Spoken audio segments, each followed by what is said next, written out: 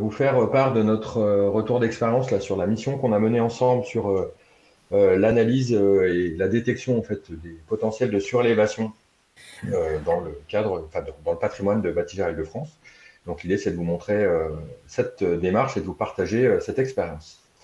Alors rapidement, en quelques mots, l'idée c'est de vous présenter aussi UpFactor. UpFactor, c'est une entreprise qui existe depuis 2017 et qui a pour particularité de développer l'accompagnement des bailleurs sociaux et aussi des copropriétés dans la démarche de surélévation des bâtiments autour de 5 grandes expertises, à la fois bien sûr l'expertise architecturale, l'expertise technique, mais surtout une technologie digitale qui permet de détecter, donc un logiciel qui permet de détecter une donnée jusqu'alors inédite qui s'appelle le foncier aérien et d'être capable à grande échelle d'analyser un patrimoine en quelques minutes.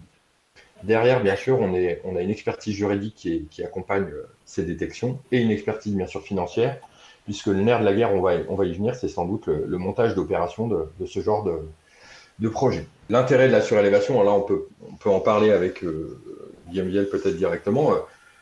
Pour un bailleur, c'est trois grands sujets en particulier.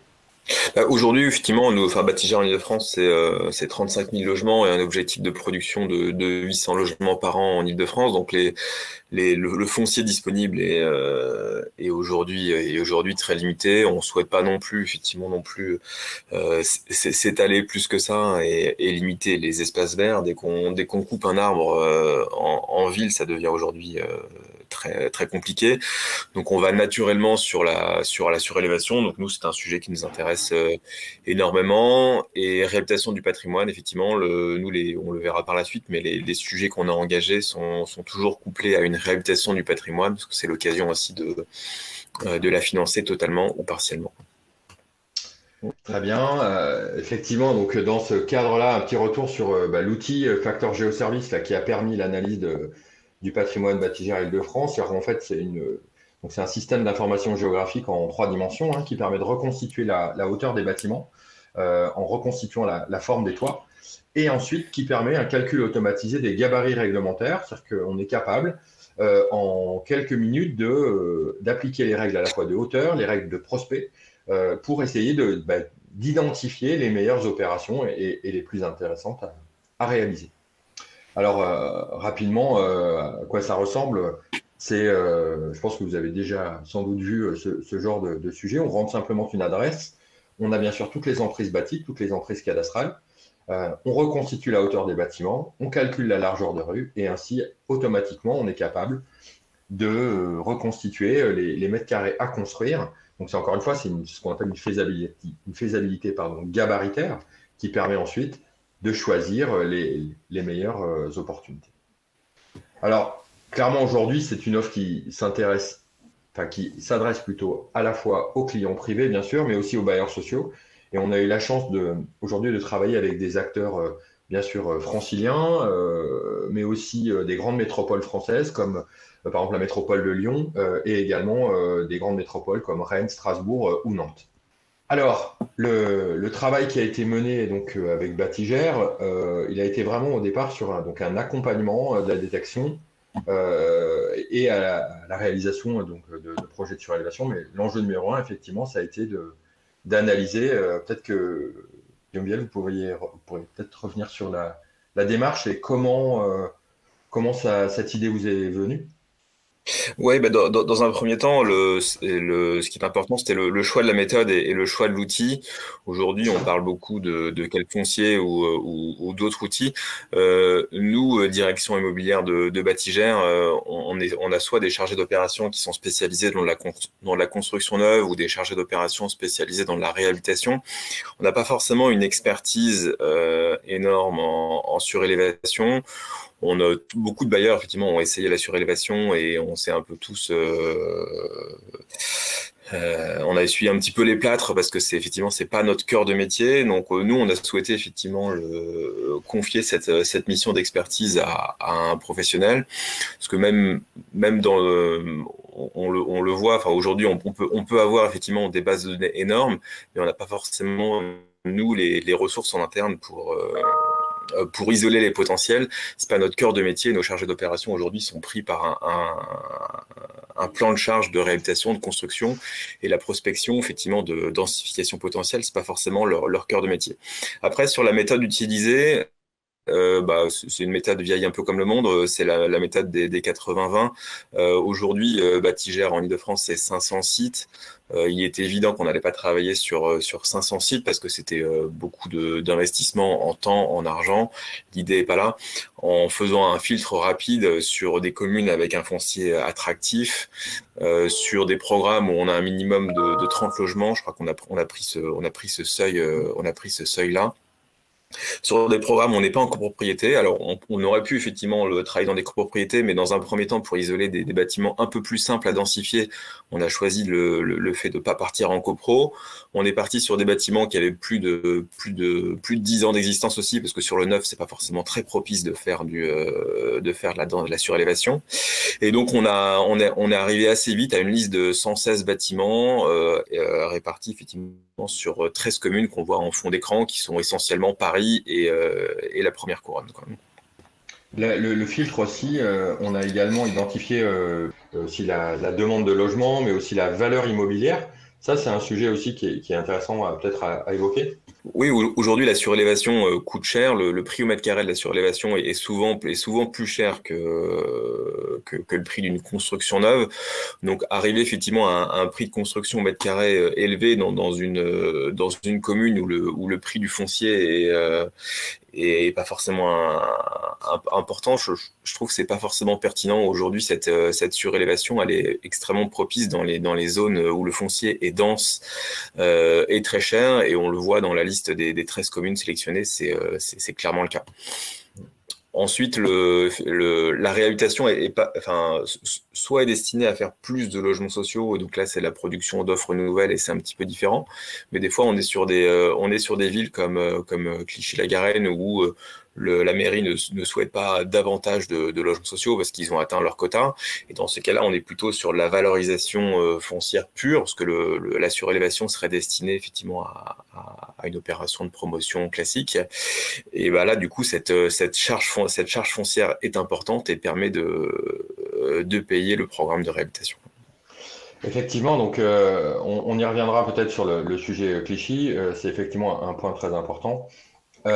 Sur donc les 116 bâtiments identifiés là sur ces 13 communes, grâce à l'analyse de Géoservice, on a détecté donc 27 bâtiments potentiellement surélvables en application des règles d'urbanisme des différents PLU, ce qui représente quand même un peu plus de 17 000 mètres carrés potentiels de SDP, donc c'est quand même très intéressant.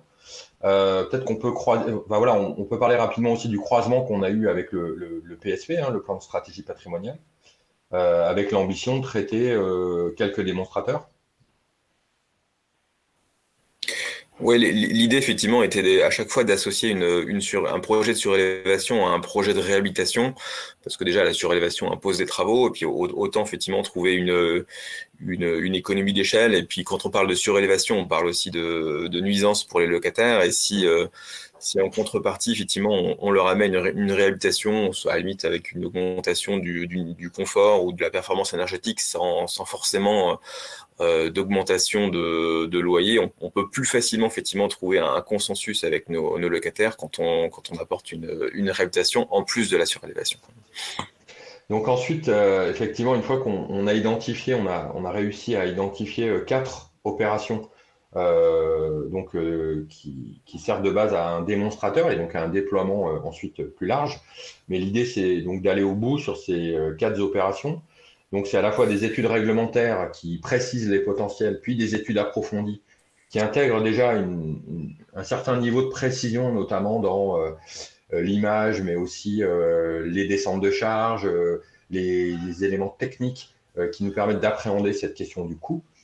Donc c'est ce qui nous a permis notamment de lancer donc l'opportunité de Clichy, dont on peut parler peut-être rapidement, peut-être sur le contexte, Guillaume. Oui, tout à fait. Clichy, effectivement, on a un bâtiment effectivement qui est en front sur une rue, sur une rue en entrée de ville à Clichy, donc dans un univers qui évolue énormément. Il y a un besoin de réhabilitation évident effectivement sur ce site. Il y a un potentiel de surélévation qui est important. Donc aujourd'hui, c'est une parcelle qui est 100% logement social. La mairie, effectivement, pour des raisons de mixité, ne souhaite pas d'autres logements sociaux sur sa commune et donc du coup sur ce site. Et donc on partirait effectivement sur une opération de promotion immobilière en créant effectivement 3 étages en surélévation qui permettrait de payer la réhabilitation de l'ensemble du site. On voit le bâtiment effectivement sur rue, mais il y a également un bâtiment en fond de parcelle qui permettrait d'être réhabilité avec cette opération. Donc on voit bien, donc là le bâtiment existant, donc c'est les 4 premiers niveaux, le R+4 qui est existant, donc qui serait entièrement réhabilité, on va dire à la fois en isolation par l'extérieur, changement des menuiseries, voilà, et puis 3 étages complémentaires. Alors ce qui est intéressant là, c'est que bien sûr, donc ça c'est l'image qui a été produite au moment de l'étude approfondie, où quelque part on a déjà analysé la descente de charge du bâtiment, on a déjà analysé les contraintes techniques qui étaient liés, on va dire, aux approvisionnements en chauffage, enfin, tous ces sujets-là un peu préliminaires qui sont vraiment indispensables à la perception d'un bon projet, en tout cas d'une bonne façon de le prendre. Ce qui est également intéressant, c'est qu'on ne va pas au maximum du gabarit, puisque à cet endroit-là, on peut monter on aurait pu rajouter quasiment 2 étages supplémentaires, puisque les hauteurs sont très importantes dans cette entrée de ville à Clichy. Mais de par on a limité volontairement par rapport justement à la capacité portante du bâtiment existant. Donc ça, c'est vrai que c'est une des plus-values de l'étude préliminaire qu'on a menée ensemble en amont, qui permet de vraiment calibrer le projet dans son économie, je dirais, le plus rapidement possible. Pour revenir là-dessus, effectivement, c'est cette notion de mixité finalement qu'on introduit via ces projets de surélévation. Ça, je trouve que c'est une démarche vraiment innovante que Bâti-Gère Île-de-France essaye de promouvoir. Comment ça s'articule? Est-ce que c'est peut-être des sujets, ça peut être à la fois de l'accession sociale ou peut-être de l'accession en libre? Comment vous envisagez ça? Effectivement, aujourd'hui, le Bâti-Gère est sur ces sujets-là. Ça pourrait être du logement intermédiaire, de l'accession effectivement sociale, l'accession libre. Après, soit il s'agit de monter un projet et de susciter l'adhésion de la mairie. Forcément, on serait enclin à faire de l'accession libre vu le prix du foncier à Clichy, mais on choisira le projet qui suscitera le plus d'intérêt de la mairie, mais en tous les cas, on a plusieurs sites de densification qu'on a décelés ensemble, et l'idée effectivement de faire un mixte entre du logement social, du logement intermédiaire, de l'accession libre. Aujourd'hui, on se ferme aucune porte.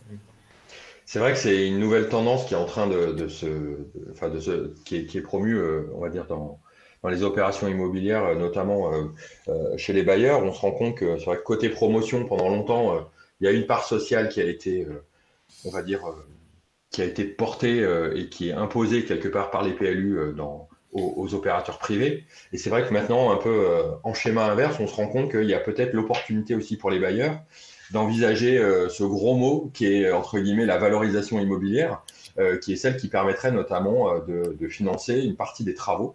Donc, c'est vrai que pour beaucoup de bailleurs, les dispositions de la loi Elan aujourd'hui le permettent et permettent de devenir aménageurs et du coup de porter des projets un peu plus, on va dire, sur des périmètres un peu plus larges.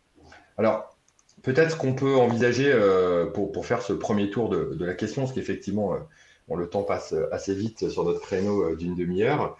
C'est déjà super intéressant d'aborder tout ça. On s'est posé justement les questions de comment dans le cadre, on va dire, d'un process logement social, entre guillemets, création de logement en particulier sur le patrimoine d'un bailleur, comment on pourrait essayer d'envisager des opérations avec cette idée de valorisation et de préfinancement. On peut peut-être en parler 30 secondes sur ces 2 schémas qu'on avait identifiés. Peut-être sur le premier, c'est peut-être le contrat de promotion immobilière qui pourrait être identifié pour les bailleurs, peut-être. Le sujet, c'est peut-être de dire qu'aujourd'hui, on est sur une démarche qui la surélévation qui est souvent un sujet de risque pour les bailleurs sociaux, notamment par la non-maîtrise du prix de l'immobilier. Et quand certains bailleurs veulent générer des logements sociaux en complément de leur logement existant, on voit que certains sont tentés par l'initiative d'un contrat de promotion immobilière qui délèguerait le risque quelque part à un promoteur immobilier. Et ensuite, le bailleur pourrait faire un achat en bloc de cette opération sur son propre patrimoine. Est-ce que ça pose des questions administrativo-juridiques dans le cadre d'opérations comme ça, Guillaume? Bah, aujourd'hui, effectivement, bon, je pense qu'on est tous effectivement dans cette salle contraints, enfin bien conscients des contraintes qu'on a en termes de code des marchés publics. Aujourd'hui, il y a pour moi, il y a un sujet effectivement de prix garanti, mais c'est plutôt un sujet aussi technique. Pour nous, encore une fois, nos chargés d'opération sont soit dédiés un peu à la construction neuve, soit dédiés à la réhabilitation. Ils sont pas forcément spécialisés dans de la surélévation. Aujourd'hui, la surélévation, on en parlera aussi sûrement du modulaire, du bois, enfin des techniques un petit peu innovantes, et donc du coup confier cette surélévation via un CPI à un opérateur spécialisé en surélévation. Moi, je trouve ça effectivement plus pertinent. Je préfère que mes équipes se concentrent sur leur cœur de métier qui est la réhabilitation. Alors effectivement, ça c'est une première piste qu'on est en train d'essayer d'explorer effectivement ensemble, notamment évidemment dans les process de construction hors site qu'on a évoqué rapidement, mais c'est des sujets qui sont évidemment très en phase avec les sujets de surélévation, de limiter les nuisances forcément de chantier pour les occupants et d'apporter un niveau de qualité important via on va dire un chantier fait majoritairement en atelier, qui effectivement pourrait tout à fait marcher avec un principe de contrat de promotion immobilière. L'autre sujet qu'on voulait aborder aussi, c'est la potentielle innovation que pourrait représenter, alors c'est complètement paradoxal ce que je vais dire, mais que pourrait représenter l'opportunité finalement de la cession du droit à construire. On l'a évoqué rapidement tout à l'heure. Peut-être qu'on peut revenir dessus, Guillaume, sur cette opportunité, qui passerait forcément par une mise en copropriété, mais quelque part, la vertu est peut-être plus importante que la gêne.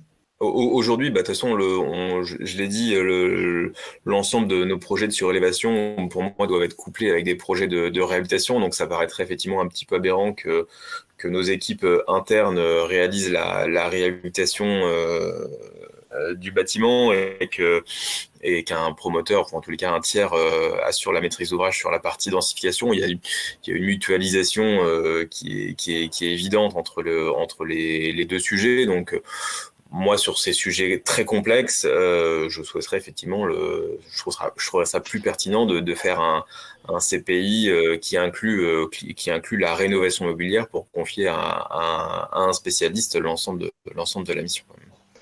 Et est-ce que, si on va au bout du sujet, est-ce que finalement un bailleur ou un opérateur comme le vôtre pourrait finalement céder son droit à construire, donc ne pas prendre l'intégralité de la surélévation en faisant du logement libre ou intermédiaire, on va dire, sur le toit, avec une volonté de faire finalement de la valorisation qui permette d'autofinancer quelque part les travaux qui sont en dessous? Est-ce que ça, c'est un schéma qui pourrait potentiellement être envisagé? Je pense que ça reste notre cœur de métier, effectivement, ça reste de construire du logement social. Donc moi, je serais plutôt sur un CPI où derrière, effectivement, le bailleur rachète les mètres carrés supplémentaires pour faire du logement social ou à la limite du logement intermédiaire si ça permet de mieux valoriser les mètres carrés. Mais on le voit sur des villes qui sont déjà carencées ou qui souhaitent pas davantage de logements sociaux, ou alors sur des projets ultra techniques qui sont très très chers et donc du coup on a besoin de maximiser effectivement ces mètres carrés complémentaires. Pourquoi pas effectivement faire à la marge de l'accession libre. Ce sera pas une majorité des cas pour Batigère parce que c'est pas notre cœur de métier. On est là quand même pour produire du logement social. Mais voilà, par exemple sur le projet qu'on vient de voir à Clichy, on sort un peu du cadre et on est déjà dans l'exception. Tout à fait. Très bien, bah, super, merci beaucoup. C'est un sujet vraiment passionnant. En tout cas, c'est une démarche qu'on a menée ensemble et qui n'est pas terminée, hein, on est en phase de montage d'opération, euh, où on se rend bien compte un peu de bah, toutes les opportunités, toutes les possibilités qu'offre la surélévation, à la fois dans l'innovation finalement. Dans l'innovation à la fois projet, j'y reviens, hein, mais bien évidemment, mais aussi dans l'opportunité contractuel et de montage d'opérations, même d'autofinancement pour certains donc de la rénovation globale. Euh, c'est un sujet qui est aujourd'hui donc envisagé sur 4 démonstrateurs. Euh, Est-ce que dans la démarche finalement de développement, est-ce que dans l'avenir, vous imaginez que finalement les opérations vont se faire essentiellement de cette façon, c'est-à-dire sur l'existant, ou est-ce que on va quand même tenter d'aller continuer à construire voilà, c'est quoi la stratégie des 5-10 prochaines années chez Batigère sur ce sujet? Oh, ouais, il reste encore un peu de foncier disponible en Île-de-France. Donc, bah, c'est difficile de donner des pourcentages.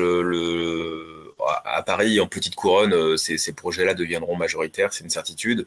En grande couronne, un peu moins. C'est difficile de dire dans 5 ans, dans 10 ans, quelle sera la part de surélévation. Enfin, moi, je pense que ce qui est important aujourd'hui, effectivement, c'est de faire une cartographie de l'ensemble de son site et donc, du coup, enfin, de ses sites et de définir une stratégie patrimoniale globale pour le bailleur.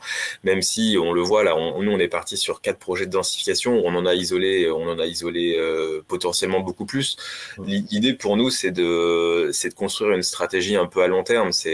On sait là où il y a des potentiels, on accepte effectivement de le faire ou de pas le faire tout de suite parce que politiquement c'est compliqué ou parce qu'on n'a pas les ressources. Mais au moins on le sait, on l'a acté, on l'a inscrit dans notre PSP. Et dans 5 ans, dans 8 ans, quand il y aura un programme de travaux qui devra sortir sur cette opération-là, et ben, cette opération sera fléchée densification possible. Et dans ce cas-là, à ce moment-là, on se dira, bah, avant de lancer un programme de travaux classique, reposons-nous la question. C'est pareil dans nos relations avec les élus. C'est intéressant, effectivement, c'est des projets qui se montent sur le long terme. C'est intéressant, effectivement, de se dire, sur une commune où on a plusieurs centaines de logements, on a un site, 2 sites, 3 sites qui sont potentiellement surélevables. Et bon, dans nos relations de partenariat qu'on peut avoir avec les élus, bah, ça peut être un service contre un autre, un dossier contre un autre, et avoir cette vision à long terme des surélévations potentielles. Pour moi, c'est la clé, quoi. Et c'est l'avantage de l'outil, c'est qu'on a fourni une liste, on a fourni une liste Excel, donc ça génère pas de, on a fait nos filtres, mais c'est très simple. Ça génère pas de travail effectivement pour le bailleur et pour un investissement qui est quand même très très mesuré. On a avec ce système de 20-80, on a sûrement décelé 80% des surélévations qui sont intéressantes et on les a actées dans notre plan stratégique de patrimoine et au moins on a une stratégie effectivement immeuble par immeuble sur ce qu'on veut faire dans les prochaines années. Super, bah écoutez, merci beaucoup de cette intervention et de ce partage retour d'expérience. Je doute pas que voilà, ça a intéressé tous les gens qui se sont connectés à ce petit webinaire. Bien sûr, donc cette petite conversation donc a été enregistrée. On pourra bien sûr la rediffuser à ceux qui n'ont pas pu assister depuis le début. Peut-être qu'on peut prendre quelques questions si jamais il y a des questions qui, euh, qui apparaissent là auprès des gens connectés. Quelle technologie de construction vous utilisez pour la surélévation? Effectivement, donc c'est des sujets, on en a parlé un petit peu, mais c'est évidemment des sujets qui font la part belle au système constructif léger, hein, que ce soit bois ou construction métallique. Upfactor a d'ailleurs été sélectionné dans le cadre d'un PIA de l'ADEME. On est lauréat avec le CTICM et FAIA Bâtiment pour développer des systèmes de construction hors site sur la base de multimatériaux, hein, bois, acier, pour essayer de faire à la fois de la surélévation et de la rénovation industrialisée. Donc c'est vraiment ça l'idée, c'est d'apporter des systèmes constructifs légers qui permettent de limiter les descentes de charge, bien évidemment. Donc là, dans les opérations qui sont envisagées, c'est à la fois des opérations mixtes, hein, forcément bois, acier. qui sont privilégiés. Sur le mode de passation, justement, alors juste pour rappel, hein, donc le scan de patrimoine, c'est un scan qui coûte 500 euros par bâtiment. Donc ça, c'est vraiment important. C'est-à-dire que, effectivement, c'est pour un investissement assez minime au départ. On fait une analyse massive du territoire et comme l'a dit Guillaume Viel, l'intérêt, c'est de pouvoir inscrire ça dans le PSP. Il y a un potentiel. Et ensuite, sur des démonstrateurs, on rentre sur des études un peu plus classiques, où là, on est capable de faire des études réglementaires et approfondies qui permettent de déterminer et de choisir la meilleure option possible. Et enfin, forcément, dans la suite, c'est un accompagnement. Si jamais il devait y avoir une session ou en tout cas l'accompagnement vers un CPI, c'est un accompagnement sur la création de valeur que Factor propose. Voilà. Et ça, c'est au cas par cas et dans le cas de concrétisation de projet. Bah, écoutez, merci beaucoup à tous. On a suivi, je pense qu'on a respecté notre timing. Merci beaucoup, Guillaume Viel, pour votre retour d'expérience. Et puis, bah, à très bientôt. Et puis, on ne manquera pas de diffuser les belles réussites de nos futurs projets. Bonne journée à tous. Merci à tous. À très bientôt. Merci, Guillaume. Merci.